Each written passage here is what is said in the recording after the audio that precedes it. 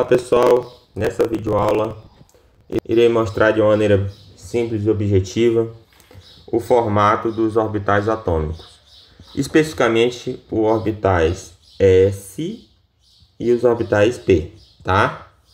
Então, eu só lembrando o diagrama de Linus-Pauling, tá assim, ó, 1s, 2s, por exemplo. Vamos começar esclarecendo o seguinte: professor, quer dizer que 1s e 2s, eles são diferentes?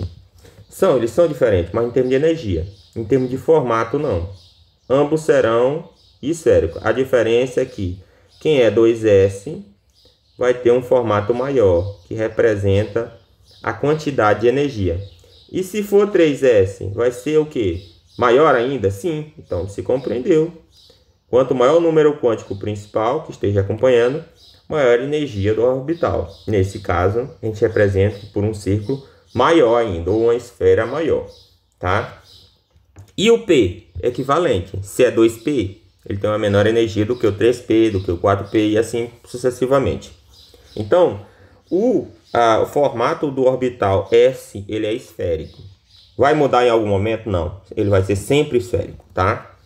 Isso é importante para a compreensão de alguns tipos de ligações que a gente discute, tanto química geral como química orgânica, ou as ligações em si, quando vamos falar de simetria ou assimetria, certo? E os orbitais P, tá?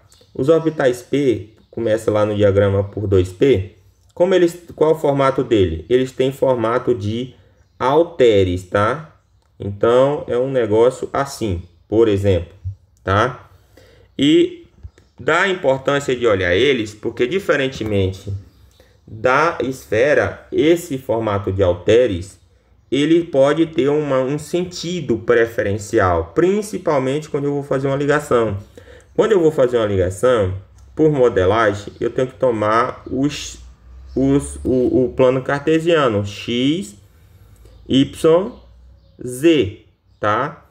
Então, para eu fazer uma ligação, eu tenho que dispor ele sobre essa estrutura. Então, por exemplo, aqui, ó, se eu eleger que esse aqui é o eixo Y, eu tenho, por exemplo, eu estou falando de 2P, eu tenho 2P, Y. Se aqui é o meu eixo X, então eu vou dispor sobre ele aqui, ó. Então aqui eu terei o 2P, X. E por último, se eu estou dispondo que lá estão X e Y, sobrou Z para cá, né? Então aqui é o 2P, Z. Isso é importante porque se eu dispor duas estruturas, uma do lado da outra, por exemplo, para formar ligação entre orbitais P, tá? Eu vou ter a possibilidade, certo, de ter uma ligação frontal e as outras são laterais, tá? Então, colocando a mesma coisa, ó, Y, aqui é X e aqui Z. Então, eu só vou conseguir uma ligação frontal entre os eixos X. Todos os outros serão posições laterais. Isso explica, por exemplo, no carbono, as ligações múltiplas, tipo duplas e triplas, existe apenas uma ligação do tipo sigma, ou seja, frontal, que é exatamente entre esses dois orbitais aqui, ó. Eles são frontais. E na situação que a gente apresenta é sempre o eixo X, eles são frontais. Os outros, por exemplo, aqui fica mais evidente, ó, serão laterais, tá? Por exemplo, Y e X e Z com Z serão laterais. Isso explica, tá, a existência de ligação múltipla, por exemplo, dupla entre átomos de carbono. Vai ser uma ligação sigma frontal e uma pi que é lateral.